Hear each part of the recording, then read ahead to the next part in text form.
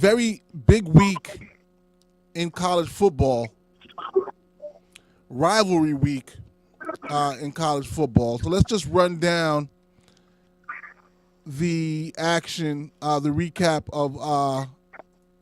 of week 13. So before we look at scores, Kevin, after week 13, what do you feel like you've learned that's new? Well, I think what I've learned that's new is the UCF team out of Orlando is for real. Don't even say it. Come on, man. You see that? Joe, are you there? They are. Joe, They are for real. Hold on a second. Joe, you there?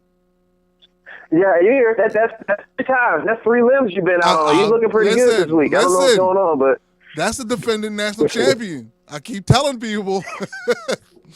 Anyway, sorry, Kev, but I had to. Have an injury, but they had a big injury. He broke his leg. He broke his leg. Mackenzie Milton got hurt, and that's why I'm saying they're for real, because last week they played Cincinnati and came out. Cincinnati was ranked. They blew the doors off of Cincinnati. Came into this week, which is their rivalry week, the battle on I-4, which is that highway that runs from Tampa to Orlando, and they played their rival USF Bulls.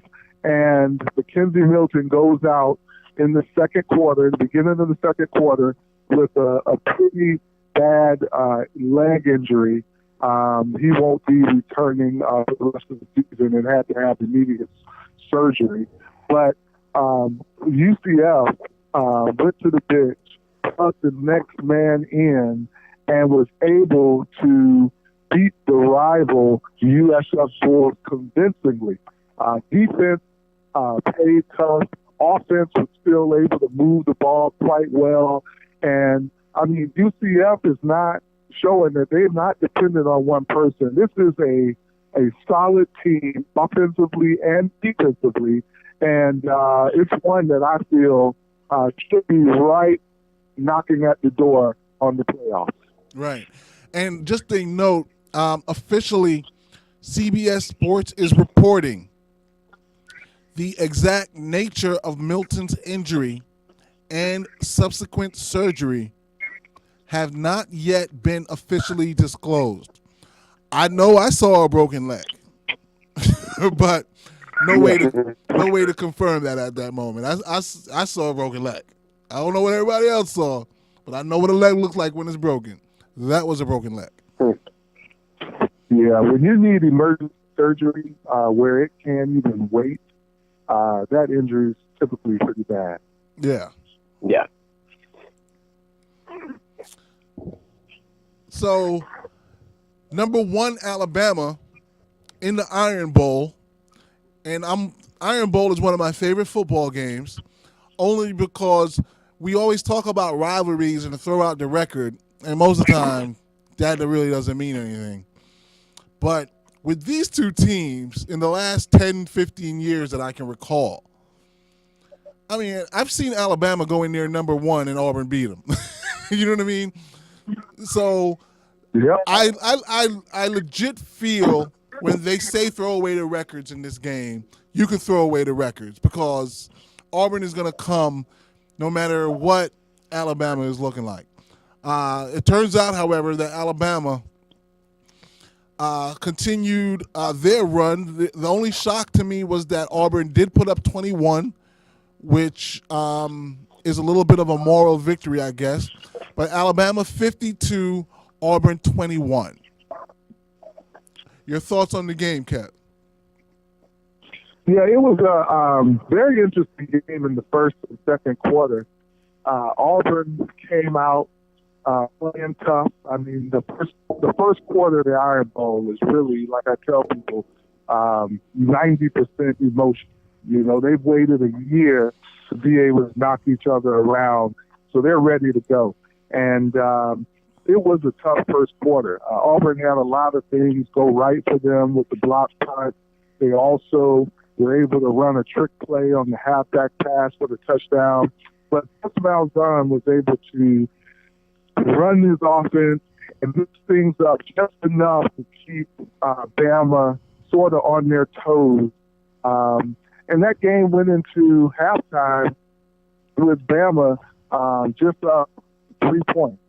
So it was a really good first half. But like all championship teams do, they got in at halftime and made some adjustments, came out. Tua started connecting on those passes, and in Bama fashion, they rolled right over the Auburn Tigers for the win. So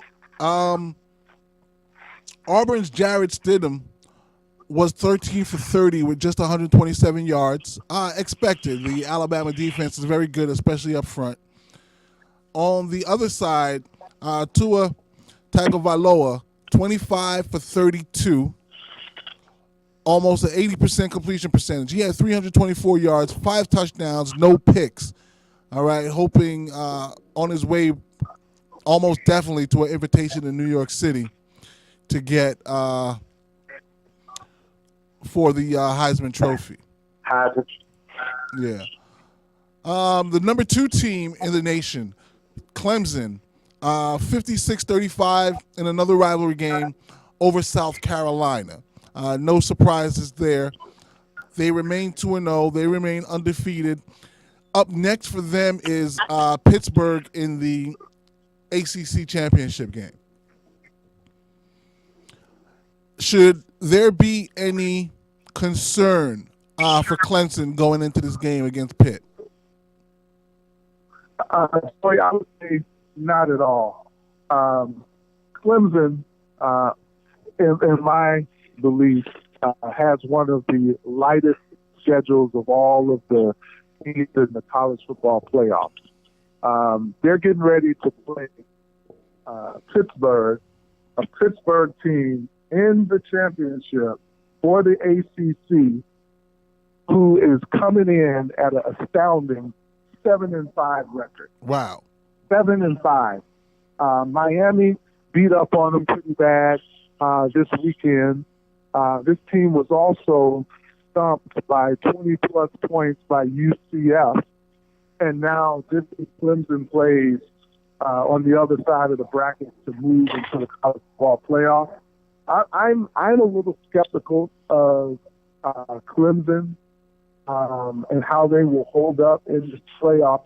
They'll get there, but I'm skeptical of how they will hold up because when you look at their schedule, their best and most notable wins are against North Carolina State, Boston College, and if they are able to beat Pittsburgh, who has fallen out of the rankings, they basically play 2 ranked teams all season. Right. And neither one of those teams are in even the top 15. Right. Pittsburgh actually is now 24 in the current AP poll.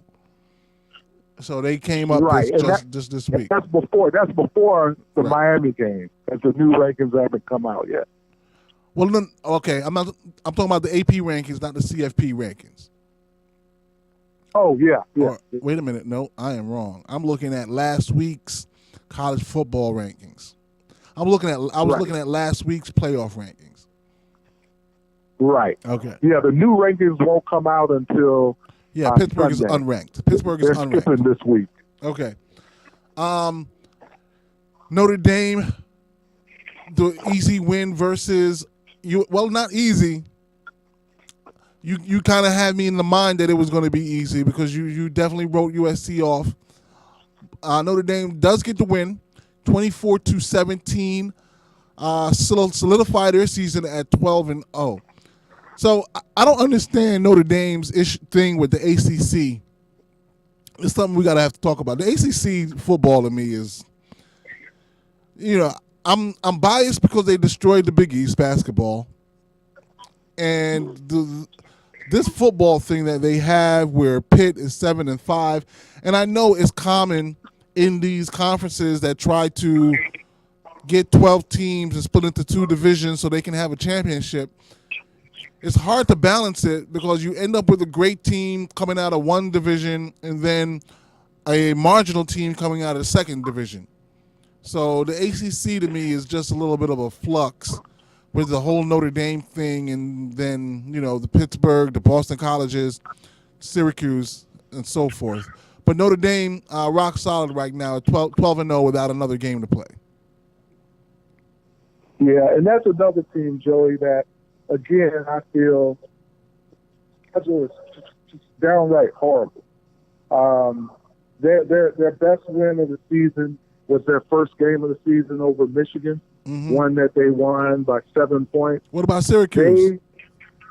Syracuse game would be the second best win, but that one should have an asterisk by it because Syracuse starting quarterback went out in the first quarter of that game, and they played the entire game with the backup. Okay. Outside of those two, no one else on on Notre Dame's schedule is even ranked.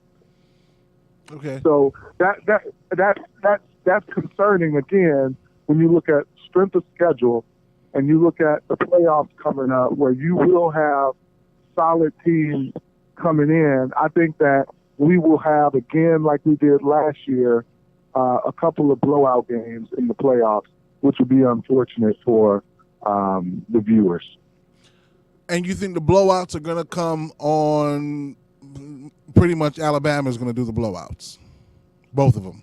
I think depending on how things stack up, and I'm going to go over that a little bit later in the show, but I think depending on the matchups and how those teams fall, there will be blowouts. I think personally that the national championship game is happening this Saturday in Atlanta between the Georgia Bulldogs and the Alabama Crimson Tide. Okay. Number 5, Oklahoma, in another close, high-scoring Big 12 game. Oklahoma gets another tight win, 59-56 over West Virginia. What are the implications here, Kevin? No defense, and didn't catch up with Oklahoma once again because their quarterback, Kyler Murray, is just so dynamic that he's able to pull them out of these, what I call shootouts. Every week it's 60 to 50 or 70 to 40. I mean, it's always a shootout. No defense being played at all. When you get into the playoffs, if they're able to make the playoffs, I think that will be their Achilles heel because the teams that will be in the playoffs will bring a solid defense. And I don't think that Oklahoma is going to be able to stop them from scoring. Okay. But will they be able to stop Oklahoma from scoring? I know you said they're going to bring a solid defense, but between Murray, Trey Sermon, CeeDee Lamb, Brown, they're loaded. They're legit. Their offense is legit. I don't think it's just Big 12 numbers. Well, I mean, their offense is good. They do have a dynamic offense. But offenses look really good when they're not playing against any defense. Okay. And if you look at those teams, Texas Tech, their games are always in the 50s. You look at West Virginia, their games are always in the 50s. I mean, all of the teams, I mean, there's no defense played in the Big 12. None. So it's easy to look good when you're playing teams with no defense. Okay. I would be curious to see how it looks when you match up in Oklahoma with a Clemson that has a defensive front, an Alabama, a Georgia, some of those teams that play defense. Okay. Speaking of no defense, what happened with the Michigan Wolverines, that the defense that we thought was formidable, in a huge rivalry game that we talked about last week being so important, Michigan falls flat on their face again. Ohio State 62 at Michigan 39. What happened here? I've been waiting until tonight to talk about this. I talked a little bit to my buddy LaJuan Weidman about his Wolverines and how this is now, the fourth year that Urban Meyer has completely dominated Jim Harbaugh. They're going to run him out of there. I would say back to the NFL. Let's go Jets. Let's go. Yeah, I think they're running them out of there this year. Please. Once they get through their if they will make that playoff somehow, which I doubt that they will. Michigan, like I told LaJuan, Michigan's problem, and you could see it clearly on the field, is team speed. They don't have the team speed. They don't have the athletes that Ohio State has. And you could see the difference in speed on the field. And they struggle. They struggle to keep up with the receivers. They struggle to keep up on the edges. The guys from Ohio State were just too fast. Haskins had one dynamic game throwing the ball. And Michigan's defense just fell apart. It really fell apart. And I expected a much better game. I mean, this was the year where Ohio State took up and down, where Michigan could have come in and played solid and won that rivalry game. But once again, Harbaugh didn't seem like he was prepared. Seemed like they were outmatched from a speed standpoint. And unfortunately, the fans and the alumni paid the price for it. Baby Joe, how you feeling right now about your Michigan Wolverines? Well, the thing that made it better for me, it was a lot of family around and a lot of activities going. There's a wedding I had to go to on Sunday, so I kind of had to put it out of my mind. But I was disappointed. It's one thing to lose, but then to lose like that with a defense that's highly talented is kind of disappointing. So you kind of end up in a situation now. Especially when you're headed, like, where do you go from here? Especially when you get rid of. Go ahead. Especially when you're headed for the college football playoff. That's just an added piece. Solidly in position. And so now you're looking at a situation like, do we not have, like Kevin's talking about, we don't have the speed. Do we not have the speed because we're not drafting or bringing in the right players or recruiting right or those guys that want to come play for us, or what could be the issue there? And so now we're at this crossroad. Can we find somebody better than Harbaugh? Or do we just stay with him? So it's a lot that's going to happen. But, I mean, you can't just sit there and get owned every year by the same team.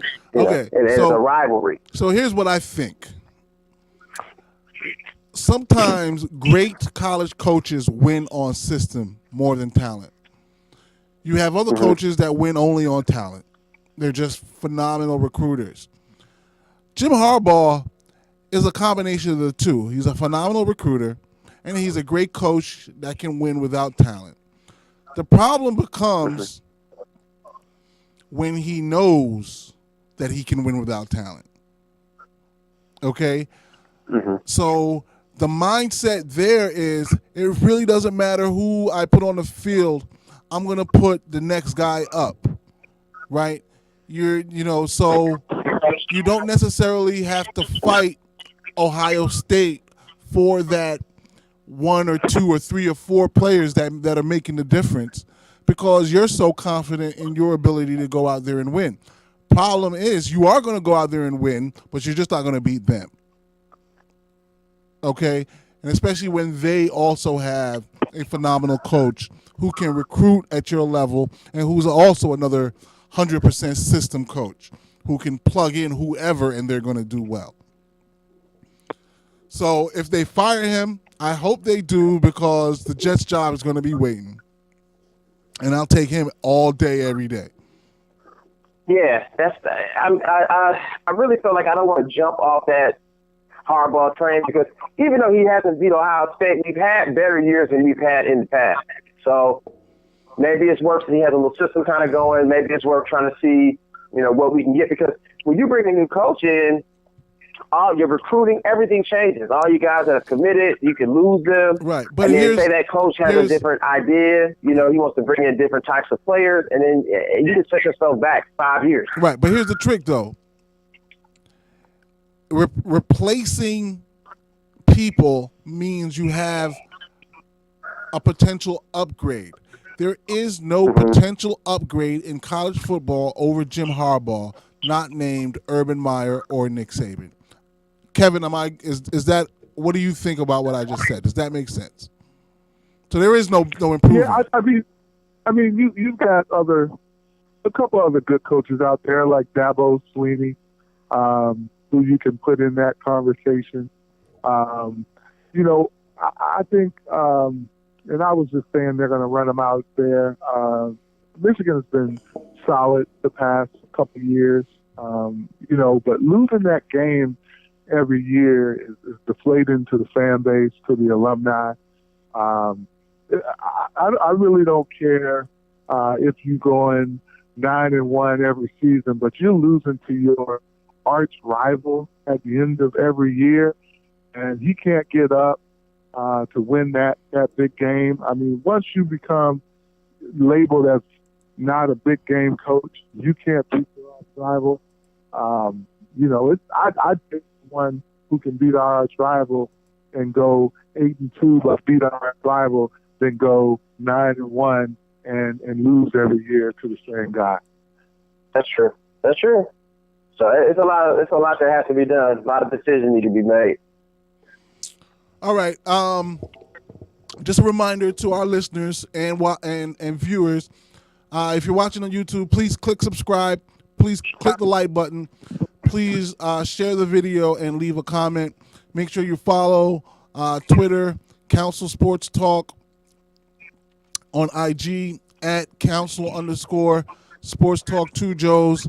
Also on Twitter at Thomas at NCAA Thomas. The full podcast can be downloaded at gsradionj.com every week. The upcoming matchups for championship week in college football. All right, so we're going to pay attention to the big ones. Hold on a second. What is this game between the Drake Bulldogs and Iowa State that's showing up on the schedule? What is that? What is that? I think those are makeup games. Oh, got it. And they're games that were scheduled because Iowa State knew they wasn't be playing for anything. Got it. Okay, that makes sense. All right. So in terms of playing for championships, in the Pac-12, number 17 Utah versus number 16 Washington. No implications here, right, Kev? Obviously. No, the implications went out the window in the Snow Bowl over the weekend between Washington State and Washington, and I feel like Washington State just couldn't catch a break. Their quarterback, who is phenomenal, Gardner Minshew, averages over 400 yards a game, leads the NCAA in passing yards, was just in the worst conditions to have the most important game of their season. They win this game. They keep their playoff hopes alive against their arch rival, Washington, and in the Apple Cup. And unfortunately, it was the day that it decided to basically snow almost like a blizzard. So it really took the passing game away and made that game pretty one-dimensional. And Washington State really not having a strong running game ended up falling to their rival Washington and lost their game and also lost their chances to go to the NCAA playoff. If that game was played in a dome or in a better atmosphere, I think Washington wins that game, but weather is just another nominator in college football. Well, the tricky part about that is that's not typical weather for that part of the country, so that could be definitely change everything. They're not used to blizzards in the Pacific Northwest. Yeah, that was a tough break for Washington State.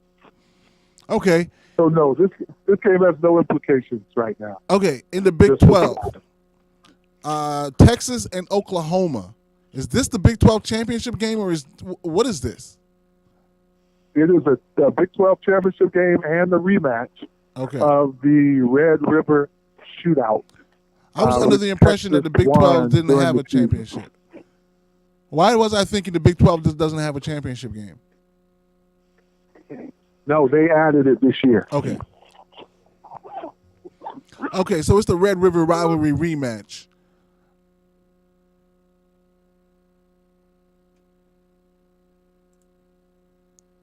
I think we lost our callers.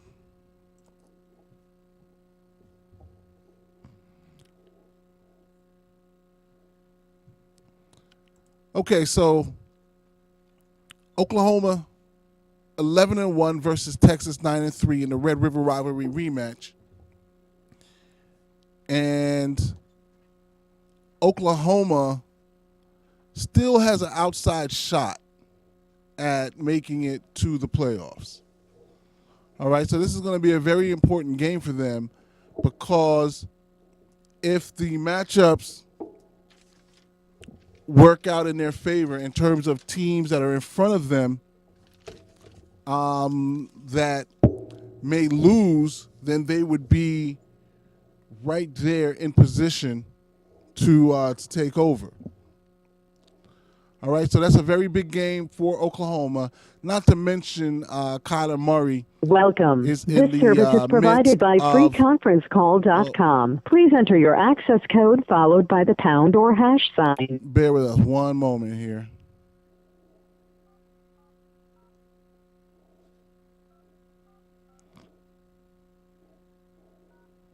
If you are the host, press star now. Otherwise, please enter your PIN followed by the pound or hash. Thank you. Okay. There is 1 host and 2 participants in this conference.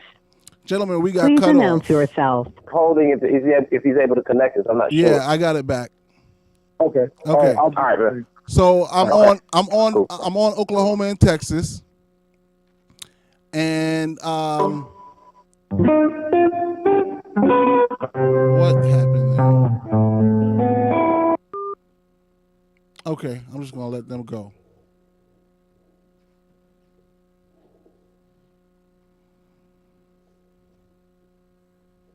Welcome. This service is provided by freeconferencecall.com. We're gonna try it one more time.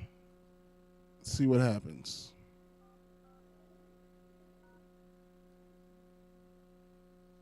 If you are the host, press star now. Otherwise, please enter your PIN followed by the pound or hash. Thank you. There is 1 host and 1 participant in this conference. Please announce yourself. Okay, we're back. Joe, are you still there? I'm back. Kevin is still there. We're back. Okay, I don't understand what's happening at all. It's just cutting off on its own. Okay. So Can you hear us? I can hear you. I can hear you clear. So Okay. we're running out short on time. So let's run through these matchups. Oklahoma and Texas. I was just saying that Oklahoma still has an outside shot, depending on what happens with that top 4. Are you in agreement, Kevin? Is this the most important game for Oklahoma this season? It is. Oklahoma wins. They're still in play for that 4th spot against Ohio State to try to get that 4th spot. Okay, so you're actually thinking Ohio State is still alive also. Yes. Yes. I have Ohio State alive if they go out and play well against Northwestern. Ohio State has 1 loss. Oklahoma if they win, they'll have one loss.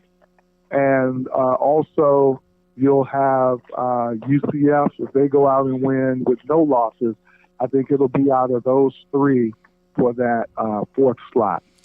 If they bump up, they would have to bump up UCF. They would have to make a conscious decision to forego whatever hierarchy they're looking at and push UCF up several spots. Yeah, well, remember last week, based on UCF's performance, they actually leapfrogged Ohio State. So currently they're sitting in front of Ohio State right now. Okay. I'd like to see them get in. That would really inject some excitement into this process instead of seeing the same old guys. Well, I want to see them not get in because I want the system to fail and break down. To be honest, I don't like this. I don't like you picking who can play for the championship. I just don't like that. You have 9 conferences, or I believe 10, 9 or 10. Let's say 10 conferences. Why can't every conference champion get a chance? That's all I'm saying. That's all it is. Every conference champion should have a chance. So I want them to not pick UCF and for UCF to go two years undefeated. What do you think about that, Kevin? That system that Joey's talking about? Well, I think we have to think about player safety. And right now, these kids are playing 12-game seasons. And when you add the conference championship, you're at 13 games. And then when you add the playoffs, you're at 14, 15 games. That's close to an NFL season. And that's a lot of games of football. I mean, this is a really physical sport. I think that would be too much. I also think that it would make the season too long. So we will be definitely outside of the December time frame, but rolling over into late January if we extended the playoffs to that many teams. So there are a lot of factors, I think, that would have to be considered before extending the playoffs. And, also the other thing, which is most important, is the fans. The fans that are trying to go see their teams play, that would extend the number of games where they would be traveling to these neutral site locations week after week to get through a 10-team playoff. That would be a little bit much for the fans. Well, actually, I'm not saying 10. This. I was just noticing it real quick. So what about these? There's weeks where I know that Michigan was playing football games. They're playing like Oakwood University Ambassadors, they're not ranked in the top 1,000. If you took those cake games out and then you put those other meaningful games in toward the end of the year, maybe condense the division schedule and then kind of put that playoff thing kind of on top, you think there's a way you might be able to pull it off without extending the number of games? Well, that could work for a lot of the good teams. Remember, you've got 135 NCAA teams and 10 that would be going to the playoffs. So what you would be doing by cutting those regular season games are cutting revenue from those teams that will not qualify for the playoffs. So that would be at least 2 games, which could amount, for large schools to, over $1 billion of revenue that was lost. Right. Well, I'm actually not even saying 10 teams. I'm saying 16. The 10 conference championships plus six wild cards. 6 wild cards, and that would increase for a few teams. Those 2 additional rounds. Round of 16, round of 8, round of 4 championships. It's just 2 additional rounds, and there's only a minimal amount of teams that are actually going to be in a position to play those extra games. But that's something we could really dig into another time.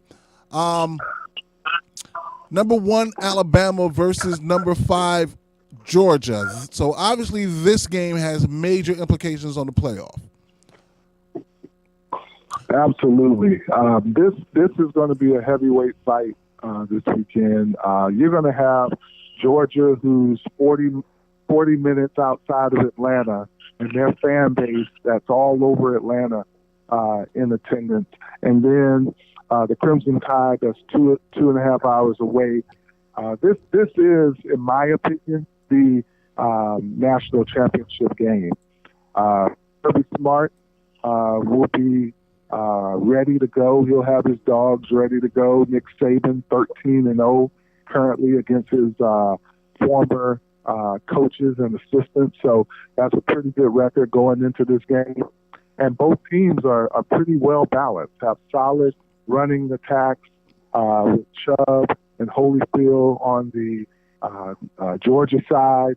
And then on the Bama side, I mean, you got the monsters in the backfield. So I'm really looking forward to this game. Both defenses are solid. Quarterbacks are solid. Obviously, I tip my hat to Tua, who's the leader in the Heisman race right now. It's going to be a game where all three phases will have to be played to perfection. And I think whichever team makes the least mistakes will go home with the victory. So you really think that this is an even matchup, or as close, or as close to one as Alabama has had? Yeah, I think this is the most well balanced team that Bama has played all year, offensively, defensively, offensively and defensively, but also more importantly, from a running game and a passing game. I think this is the most well balanced team Bama will play. Okay, I'm going to go out on a limb on this one. 35 to 14, 35 to 10, Bama. Wow. I don't even think it's going to be a game. Joey. I don't even think it's going to be a game. Other than that, those are really the key matchups for next week. UCF has Memphis.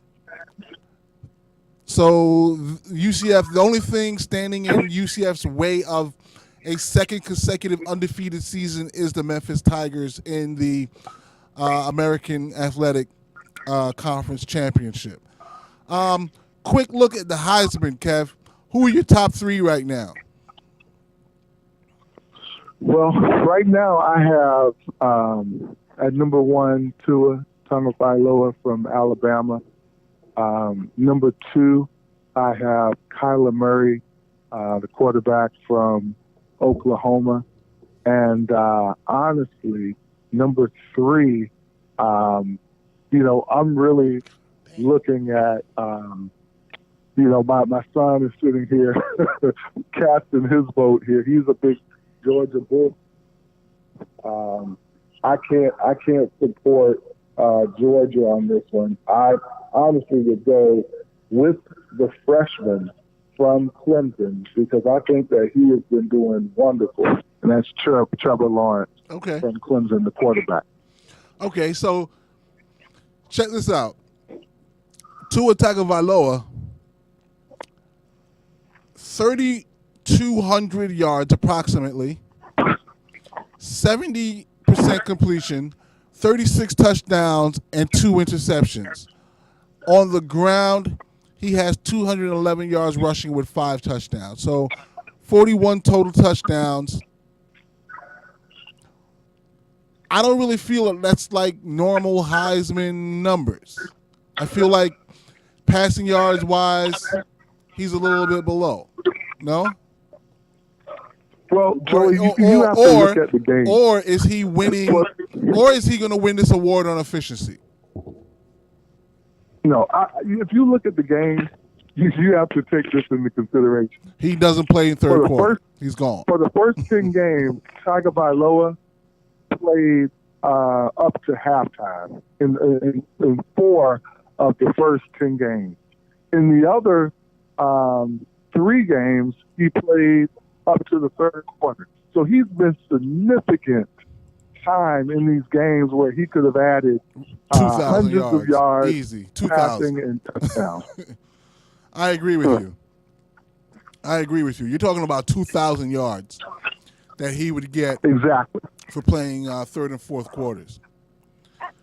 Right. And then the completion percentage is off the charts at 70%. You know, he is just efficiency. His passing rating is through the roof. Kyler Murray's numbers, a little bit more Heisman-esque maybe. 3,700 yards passing, also 70% completion percentage, 37 touchdowns, 7 interceptions. Granted, he plays in a league that doesn't play defense. Additionally, Kyler Murray has 853 yards rushing and 11 touchdowns. So you're talking about 48 total touchdowns and 4,400 total yards for Kyler Murray. Yeah, those are tremendously big numbers for a quarterback. I mean, the fact that he has 800, almost 1,000 yards rushing just really shows his athletic ability. You know, again, I will go back to that fact of not playing the third and fourth quarters for most games with Tua trying to get Jalen Hurts in. Right. Kyler Murray's playing to the end, padding his throwing and to then, the most end. importantly, the defenses that he's playing. Right. You know, it's different playing against SEC defenses every week in opposed to the Big 12. All right. You're very right. Joe, do you have any thoughts on the Heisman race? I mean, I'm leaning towards Tua the whole way based upon what I've seen with him. And, like, it really, Kevin's point talking about the amount of time that Tua has played versus other guys that play for 4 quarters and the numbers that he has, I mean, that just says a lot about how efficient he actually is. And you can also probably look no further than the scouts, too, because I know they're all chomping at the bit to probably draft into their team in the NFL. So. Yeah, that's another conversation for another day. I'm going to be very curious to see how that works out because he's not prototype. He's he's not prototype. So we'll see how they react to that.